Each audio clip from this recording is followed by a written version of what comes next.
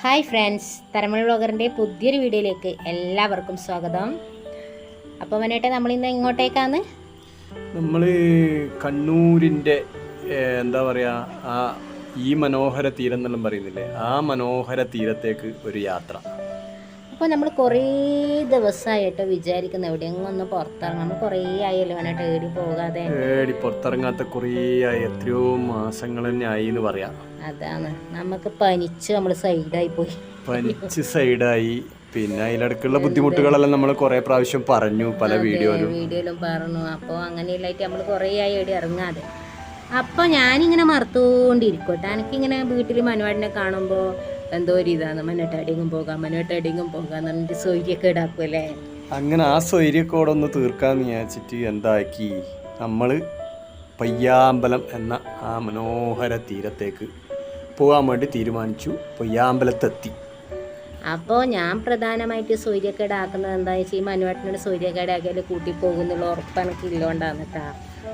അപ്പോൾ ഞാൻ പയ്യാമ്പലം പാർക്കിലാണ് നമ്മൾ കയറിയല്ലോ. പയ്യാമ്പലത്തെ ആ കുട്ടികളെ ചിൽഡ്രൻസ് പാർക്കിലാണ് നമ്മൾ. അപ്പോൾ അവിടെ കയറണ്ടെങ്കിൽ ഒരാൾക്ക് 20 റുപ്യ ടിക്കറ്റ്, അപ്പോൾ രണ്ടാൾക്ക് 40 രൂപ. ആ ടിക്കറ്റ് കൗണ്ടറും കാര്യങ്ങളെല്ലാം നിങ്ങൾ രണ്ട് ഭാഗത്തായിട്ട് കണ്ടത്. അപ്പോൾ കയറുമ്പം തന്നെ പറയുന്നുണ്ട്, പാർക്കിൽ ലഹരി വസ്തുക്കൾ ഉപയോഗിക്കാൻ പാടില്ല എന്ന് പറയുന്നുണ്ട്. ഒരു ബോർഡ് വെച്ചിട്ടുണ്ട്, ഒരു വേസ്റ്റ് ബോക്സ് ഉണ്ട്.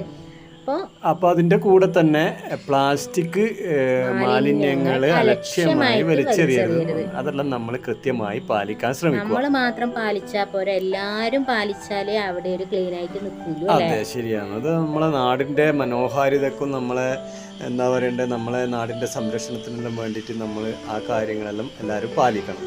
അപ്പൊ ഇതെന്താ സാധനം എന്ന് നമുക്ക് മനസ്സിലായിട്ടെ. ഇതെന്നാന്ന് പറഞ്ഞിട്ട് പീരങ്കിയാണ്. ഇത് പീരങ്കീന്റെ മാതൃക, പഴയ കാലത്തുണ്ടായ. അത് അവിടെ നല്ല വൃത്തിയിലെല്ലാം വെച്ചതാണ്, ഇപ്പൊ അങ്ങനെ നശിച്ചിട്ടാണ് കാണുന്നത്. അതെ, അത് തുരുമ്പ് പിടിച്ചു പോയേട്ടാ. അതെ. പിന്നെ ഉള്ളത് ഒരു വനാണ്, കൃത്രിമ വനം. പയ്യാമ്പലത്തെ പാർക്കിൽ ഏറ്റവും ഇത് നല്ല വെയില് തോയിരുന്നാലും അവിടെ നല്ല തണുപ്പായിരിക്കും അല്ലേ. നല്ല തണുപ്പ്, നല്ല ശുദ്ധവായു. അപ്പൊ ഇത് അടുത്ത ഒരു മതിലിന് ഇങ്ങനെ എഴുതി വെച്ചതാണല്ലേ, ഐ ലവ് കണ്ണൂർ എന്നുള്ള. സൂപ്പർ അല്ലേ, അടിപൊളിയാക്കി സംഭവം, നമുക്ക് ഒത്തിരി ഇഷ്ടപ്പെട്ടു. അപ്പൊ ഈ കാണുന്നതാണ് കുട്ടികളെ പാർക്ക്. ചെറിയ പാർക്കാണല്ലോ കേട്ടാ, ചെറിയ പാർക്ക്. കളിക്കാനുള്ള ടോയ്സ് കാര്യങ്ങളെല്ലാം ഉണ്ട്, പക്ഷെ ചെറിയൊരു പാർക്കാണ്. അപ്പൊ ഈ ഒരു ചെടി നമുക്ക് പരിചയപ്പെടാം. ഇത് നമ്മളെല്ലാ വീട്ടിലും പണ്ട് നട്ടു വളർത്തിയ ഒരു സാധനമാണ്. അപ്പൊ ഈ ഒരു മരം കണ്ട, ഇത് നട്ടു വളർത്തുന്നുണ്ട് ഒരുപാട് വീടുകളിൽ. ഇതിനെ കൊണ്ട് എനിക്ക് ഏറ്റവും ഒരു ഇത് തോന്നിയത് എന്നറിയാം, ഈ മതില് കെട്ടുന്നൊരിക്കൽ ഈ ചെടി നട്ടിയാ പിന്നെ മതിലിന്റെ ആവശ്യമൊന്നുമില്ല. നോക്കറാ, നല്ല പണ്ട് ഇങ്ങനെ വേലി കെട്ടി വെക്കൂലേ വീട്ടിന്റെ ഓരോ സൈഡിന്, ഈ മതിലിന് പകരം നമ്മൾ പണ്ട് അതുപോലെ വേലി കെട്ടിയ പോലെയല്ലേ അല്ലേ. എത്രയാ വേരുകൾ ഇങ്ങനെ ഇറങ്ങി വേരുകൾ. അതെ. അങ്ങനെ നമ്മൾ ആ പയ്യാമ്പലത്തെ പ്രോഗ്രാമെല്ലാം നടക്കുന്ന സ്റ്റേജിന്റെ ഭാഗത്ത്. ഇതാണ് സ്റ്റേജ് കേട്ടാ. എന്തെങ്കിലും കലാപരിപാടിയോ അങ്ങനെ എന്തെങ്കിലും, അത് വീക്കെൻഡിലെല്ലാം ഞായറാഴ്ച ദിവസം ശനിയാഴ്ച ദിവസം പരിപാടി ഉണ്ടായിട്ട് നമ്മള് ഒരു അതിഥി ഉണ്ട് കേട്ടാ, നമ്മളെ അണ്ണാരക്കണ്ണൻ. നമ്മുടെ അണ്ണാരക്കണ്ണനാണത്, പക്ഷെ നമുക്ക് അതിനെ കിട്ടിയിട്ടില്ല. പിന്നെ ആ സ്റ്റേജിന്റെ മുകളിൽ നിന്ന് കാണുന്ന പയ്യാമ്പലത്തിന്റെ അതിമനോഹര ദൃശ്യമാണിത്. അടിപൊളി പുഴ. ആ പുഴേൻ്റെ ഭാഗം കഴിഞ്ഞിട്ടാകുമ്പം കടലിൻ്റെ ഭാഗം കഴിഞ്ഞിട്ട് ആടെ ഒരു ടവറെല്ലാം വരുന്നുണ്ട് നോക്കി കാണാനുള്ള. ഇങ്ങനെ ആളുകളെല്ലാം അതുവഴി ഇങ്ങനെ നടക്കുന്നുണ്ട്. അമ്പരചുംബികളായ ഫ്ലാറ്റുകളുണ്ട്. അപ്പോൾ എല്ലാവരും വിചാരം നമ്മളെ കണ്ണൂർ വലിയ ഫ്ലാറ്റ് ഒന്നുമില്ല, അങ്ങനെ പുറത്തുള്ളവർക്ക് അങ്ങനെ ഒരു ഇതുണ്ട് അല്ലേ.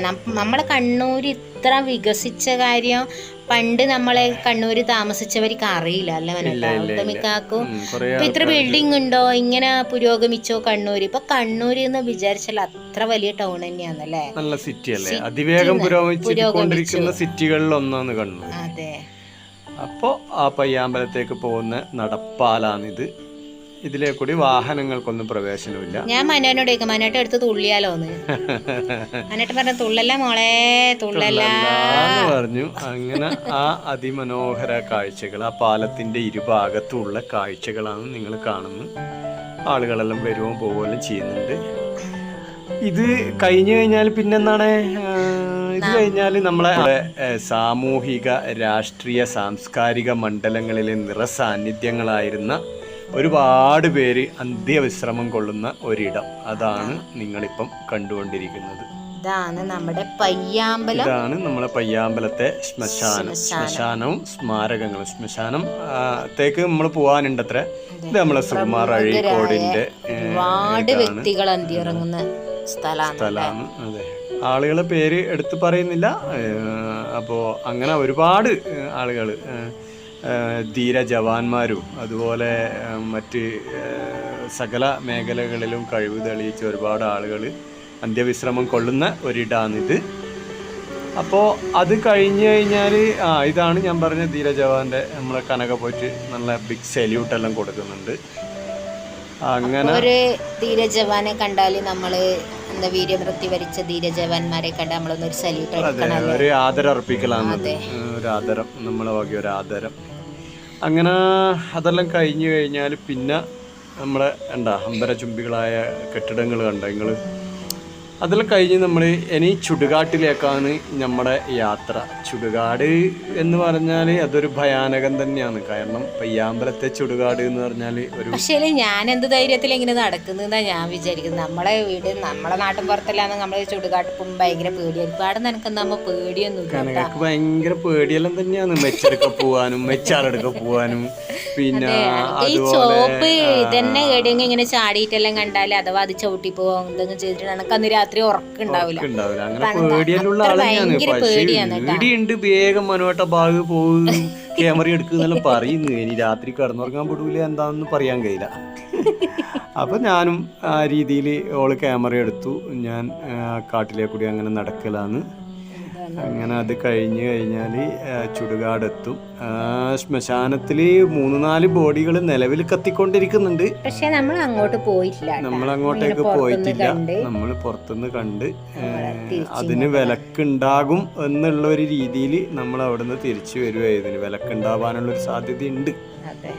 അപ്പോൾ കോർപ്പറേഷൻ്റെ കാര്യങ്ങളും ഇതുമെല്ലാമാണ്. അപ്പോൾ അതിനെന്തായാലും വീഡിയോസ് പുറത്തെടുക്കുന്നതിനെല്ലാം വിലക്കുണ്ടാവാനുള്ളൊരു സാധ്യതയുണ്ട്. അതുകൊണ്ട് നമ്മൾ അവിടെ എത്തി ആ ഒരു പരിസരത്ത് നിന്ന് ഇങ്ങോട്ടേക്ക് മടങ്ങി വരുക. ഇതിന് 3-4 ബോഡികൾ അവിടുന്ന് കത്തിക്കൊണ്ടിരിക്കുന്നുണ്ടായിരുന്നു. ആരുമില്ലാതവരെയും ഒന്നുമില്ലാതവരെയും ഈ പയ്യാമ്പലത്തോണ്ട് പോയി ദഹിപ്പിക്കലാനേട്ടാ.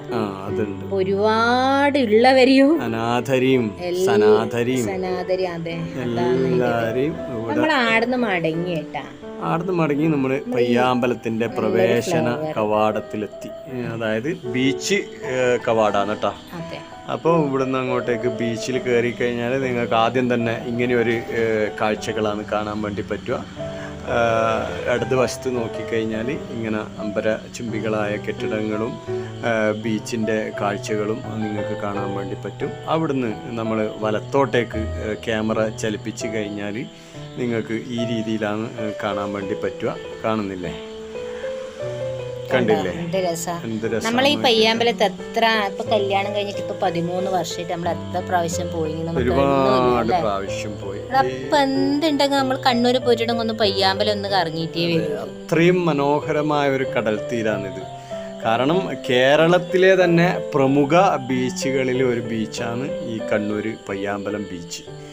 ഒരുപാട് സിനിമകൾക്ക് ലൊക്കേഷൻ നൽകിയ ഒരു ബീച്ച്, ഒരുപാട് ഗാന ചിത്രീകരണങ്ങൾ, അതുപോലെ സംഘടന ചിത്രീകരണങ്ങൾ, അങ്ങനെ പഴയ, അതായത് മമ്മൂട്ടി മോഹൻലാൽ താരജോഡികളെ പഴയ സിനിമകളിലൊക്കെ നിങ്ങൾക്ക് ഈ പയ്യാമ്പലം ബീച്ച് ഒരു തവണയെങ്കിലും കാണാൻ വേണ്ടി പറ്റും.